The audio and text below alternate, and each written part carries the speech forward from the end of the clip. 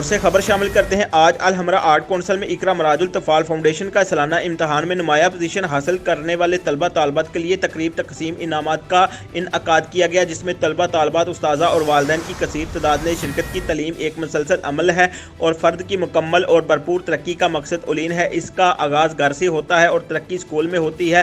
اگر اساتذہ اور والدین باہم مل کر بچے پر خصوصی توجہ دیں تو کوئی وجہ نہیں کہ اس بچے کا مستقبل درخشاں اور روشن نہ ہو۔ اقرا مراج الطفال کے بچوں نے ملی نغمے پر پرفارم کیا اور حاضرین نے طلبہ کی پرفارمنس پر خوب داد دی۔ رہبر کائنات حضرت محمد صلی اللہ علیہ وسلم نے فرمایا، علم حاصل کرو خواہ تمہیں چین جانا پڑے۔